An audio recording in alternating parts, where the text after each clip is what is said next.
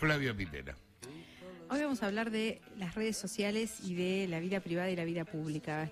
Leímos hace unos días un discurso y gustó mucho, entonces empecé a buscar discursos para leer y compartir y charlar sobre ciertos temas, pero quiero empezar con una nota alta y no el bajón, digamos, al que vamos, que es que hay un bot en Twitter que se llama Juan José Saer, obviamente es una persona que estudió mucho a Saer y que generó una máquina que todo el tiempo va tirando citas de Saer, es precioso. Mira. Sí. Y cada tanto hace algún juego. Y ¿Lo entonces, conocés vos, que sos fanática de Saer? Sí, lo sigo. hace un par de días publicó un cartel que decía: arruina el título de un libro solamente cambiando una letra. Sí. Entonces quiero decir con esto que las redes son un lugar de espacio lúdico muy, muy interesante. Lleva más de 4.000 respuestas y la gente pone cosas como, por ejemplo, el libro de Avena o Las ciudades invivibles, y es una sola letra que podías cambiar. Micciones. El retraso de Dorian Gray. El retraso de Dorian. Chico Sarlo. Santa Ubita. Bueno, entren y síganlo. Yo podría estar leyendo 3 horas descostillándonos de la risa. Es una Planero y yo. Planero. Bueno, busquen en Twitter Juan José Saer y vayan a unos días atrás. Esto fue el 9 de agosto. Arruina el título de un libro solamente cambiando una letra, y es para tomarse un café y reírse un buen rato y pensar un buen rato. Si uno pone en Twitter Mónica Lewinsky hoy, o en internet hoy, pero en Twitter sobre todo, que es, viste, cuando es tendencia o es las búsquedas, siempre es tendencia, siempre hay 10.000 tweets sobre ella en este momento.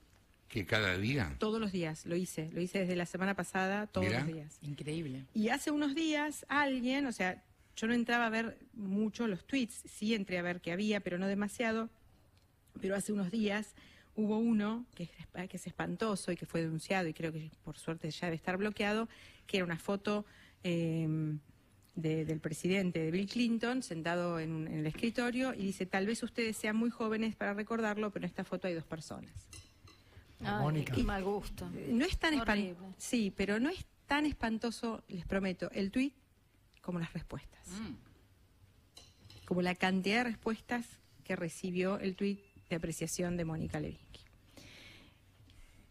Hay un discurso que ella dio el 20 de marzo del 2015, fue la primera vez que se animó a hablar en público en una charla TED, y se animó a partir de que se había animado unos meses antes a hablar adelante de chicos entre 30 y 40 años en una charla de Forbes. Hacía 10 años que no hablaba en público, que no salía. Y me parecía interesante leerlo porque cuando pensamos en ciberbullying o pensamos en el acoso, digamos, de las redes, o en lo terrible que puede ser, por eso daba los 2 ejemplos, ¿no?, de Twitter, que puede ser tan divertido y lindo y tan espantoso. Cuando recibimos cada uno de nosotros, por ser personas más o menos públicas, respuestas muy insultantes acerca de cosas que a lo mejor no tienen nada que ver con nuestra labor de trabajo, sino de nuestra persona, nuestro cuerpo, algo que dijimos con el que alguien no está de acuerdo. En vez de, pareciera que las redes han hecho que esto, que se viralice una especie de humillación constante de la gente, como si eso fuera gratuito. Entonces, si les parece, les leo parte del discurso, sí, claro, de Mónica. Y me interrumpen cuando quieran, porque hay muchas cosas para aportar, creo yo. Y dice así: están ante una mujer silenciada públicamente durante una década. Obviamente eso ha cambiado, pero solo recientemente.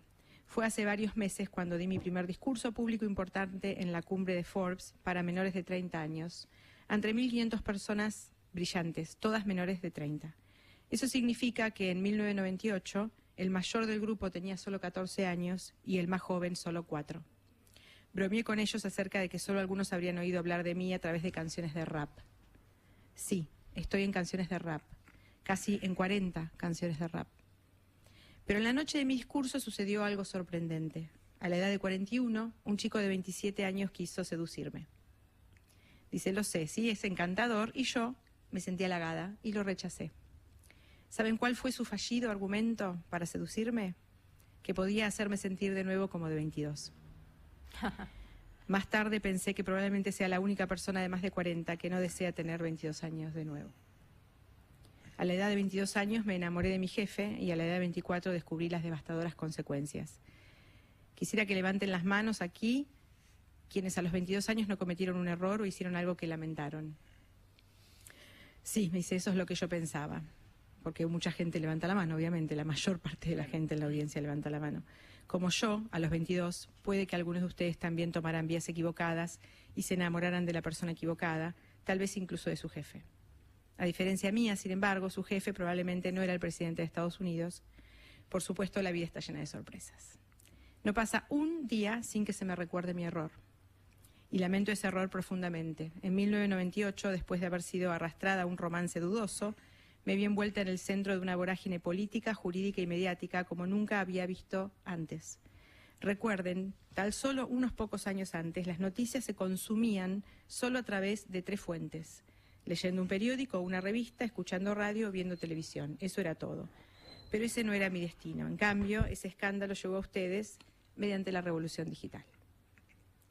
Eso significó que se podía acceder a toda la información deseada en cualquier momento y en cualquier lugar, y cuando la historia estalló en enero de 1998, emergió online. Fue la primera vez que la fuente de noticias tradicional fue sustituida por Internet para dar noticias importantes de última hora. Un clic que retumbó en todo el planeta. Eso significó para mí personalmente que de la noche a la mañana pasé de ser una figura completamente privada a una figura humillada públicamente a escala mundial. Tenía 22 años esta nena, ¿eh? Fui la paciente cero en perder la reputación personal a escala global, de forma casi instantánea. Ese juicio apresurado, posibilitado por la tecnología, llevó a multitudes virtuales a lapidarme. Cierto es que fue antes de la explosión de las redes sociales, pero la gente ya podía comentar online, enviar historias por correo y, por supuesto, enviar bromas crueles. Las fuentes de noticias ponían fotos mías por todas partes para vender periódicos, anuncios y para mantener a la gente viendo la televisión. ¿Se acuerdan de una foto particular mía, digamos, en la que llevaba una boina? Bien, admito que cometí errores, especialmente en usar la boina, dice. Pero la atención y el enjuiciamiento que yo recibí, no la historia, que yo personalmente recibí, no tenía precedentes. Fui vilipendiada como puta, fulana, zorra, linda, tonta y, por supuesto, como esa mujer. Fui vista por muchos, pero en realidad pocos me conocían. Y lo entiendo, era fácil olvidar que esa mujer tenía una dimensión, tenía un alma y que alguna vez estuvo intacta. Cuando esto me sucedió hace 17 años, no había nombre para eso. Ahora lo llamamos ciberbullying o acoso online. En 1998 perdí mi reputación y mi dignidad. Perdí casi todo y casi pierdo la vida. Dejen que les pinte el cuadro. Es septiembre de 1998. Estoy sentada en una oficina sin ventanas, en la oficina del asesor independiente bajo un zumbido de luces fluorescentes. Estoy escuchando el sonido de mi voz en llamadas telefónicas grabadas de manera encubierta que un supuesto amigo me había hecho el año anterior. Estoy aquí por requerimiento legal para autentificar personalmente todas las 20 horas de conversación grabada. Durante los últimos 8 meses, el contenido misterioso de esas cintas ha caído como una espada de Damocles sobre mi cabeza. Quiero decir, dice, ¿quién puede recordar lo que dijo hace un año? Asustada, mortificada, escucho mientras parloteo, escucho cómo confieso mi amor por el presidente y, por supuesto, mi desamor. Me escucho a mí misma, a veces pícara, a veces grosera, a veces tonta, siendo cruel, implacable, maleducada. Escucho sumamente avergonzada, la peor versión de mí misma. Una yo misma que ni siquiera conocía. Pero fíjense lo que pasa ahora, escuchen esto. Unos días más tarde, el informe STAR se pone a disposición del Congreso y todas esas cintas y transcripciones son parte del... Perdón, yo iba a interrumpirte con eso. El informe Stark fue la primera vez que las redes se adelantaron al resto de los medios. Exacto. Por eso fue ahí como, es un punto de inflexión en la historia de Internet. O sea, ahí empieza Internet a informar. Exacto. Hasta ese momento no había pasado de esa manera, digamos. Exacto, exacto. Por eso ella dice que fue la paciente cero, ¿no? Claro. De esto. Que las personas escuchen esto, dice que las personas puedan leer las transcripciones es ya muy horrendo, pero un par de semanas más tarde, las cintas de audio se emiten en la televisión y porciones significativas están disponibles online. La humillación pública era insoportable, la vida era casi insoportable. Esto no era algo que sucediera con regularidad en 1998, y con esto me refiero al robo de palabras de uso privado, acciones de personas, conversaciones o fotos, para luego hacerlo todo público, público sin consentimiento, público fuera de contexto y público sin compasión. Y esto es lo que a mí me llevó a buscar y poner Mónica Lewinsky en internet. Dije, a ver qué pasa. Y pongan ahora en Twitter Mónica Lewinsky, van a ver que dice 10.000 veces citada en las últimas 2 horas, quiero decir. Parece extemporáneo, porque ¿por qué? ¿Por qué? Porque primero, Mari, porque es a nivel mundial. Entonces es un ícono, es un hito, como decía recién Jorge, y porque se la usa para Claro, se transformó como ejemplo, como broma, como desprecio, como... Es todo horrible, aparte, todo lo que se dice es horrible, excepto obviamente mucha gente que la reivindica, pero la mayoría hace lo que hace este tarado que hace 2 días puso esa foto. 2 días. Yo no lo podía creer. Dice, el paisaje se ha poblado tristemente mucho más con casos como el mío, sea o no que alguien en realidad cometa o no un error, y ahora abarca tanto a las personas públicas como a las privadas. Las consecuencias para algunos se han convertido en graves, muy graves.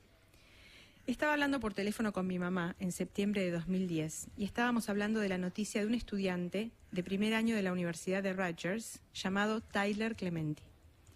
El dulce, sensible y creativo Tyler fue filmado secretamente por su compañero de cuarto mientras mantenía relaciones íntimas con otro hombre. Cuando el mundo se enteró de este incidente, la burla y el acoso se encendieron. Unos días más tarde, Tyler saltó desde el puente Washington para matarse. Tenía 18 años. Y acá cuenta algo que me parece que es muy atractivo con respecto a qué nos pasa con nuestros niños y el ciberbullying, ¿no? Dice, mi madre estaba sobrecogida por lo que le pasó a Tyler y a su familia. Estaba descompuesta de dolor, de manera que no me resultaba demasiado comprensible. Luego, con el tiempo, me di cuenta que ella estaba reviviendo 1998. Reviviendo una época en que ella se sentaba en mi cama cada noche. Reviviendo una época en que ella me hacía ducharme con la puerta del baño abierta. Y reviviendo una época en que mis padres temían que iban a humillarme hasta matarme, literalmente. Hoy en día muchos padres no han tenido la oportunidad de intervenir y rescatar a sus seres queridos. Demasiados han sabido del sufrimiento y la humillación de sus hijos después de que fuera demasiado tarde. La trágica muerte sin sentido de Tyler fue un momento crucial para mí. Sirvió para recontextualizar mis experiencias y entonces comencé a mirar el mundo de la humillación y la intimidación y ver algo diferente. En 1998 no teníamos forma de saber a dónde nos llevaría nuestra tecnología llamada Internet. Desde entonces ha conectado a la gente de maneras inimaginables, uniendo hermanos perdidos, salvando vidas, lanzando revoluciones. Pero el lado oscuro, el acoso cibernético y la humillación de ser tildada puta que experimenté, se ha multiplicado también. Cada día, la gente, especialmente los jóvenes, cuyo desarrollo no está todavía a la altura para manejarse con esto, son maltratados y humillados, y no pueden imaginar vivir hasta el día siguiente. Y algunos, por desgracia, no lo hacen. Y no hay nada virtual en eso. Una línea en Inglaterra que se llama Childline publica una estadística asombrosa. A finales del año pasado, entonces del 2012 al 2013, y esto creció muchísimo, hubo un aumento en 87% de las llamadas de gente que denuncia ser maltratada. Y va anunciando, ¿no?, varias investigaciones. Pero habla sobre todo de la vergüenza. Escuchen esto. Otra investigación del año pasado determinó que la humillación era una emoción que se siente con más intensidad que la felicidad y que incluso la ira. La crueldad con que de los demás no es nada nuevo, pero online, tecnológicamente mejorada, la vergüenza se amplifica. Es incontenible y de acceso permanente. El eco de la vergüenza se usaba solo para ampliar su alcance en un pueblo, ¿no? Vos llegabas y claro, a lo sumo si había algo muy vergonzoso en lo que te estaban maltratando, te mudabas de pueblo. Ahora el pueblo es el planeta. Y voy a avanzar mucho porque es muy largo, después lo publicamos. Y dice así, algo que me interesa que dice así. Con cada clic hacemos una elección. Cuando más saturemos nuestra cultura con la humillación pública, más aceptada será. Con más frecuencia veremos comportamientos como el ciberacoso y algunas formas de la piratería y el acoso online. ¿Por qué?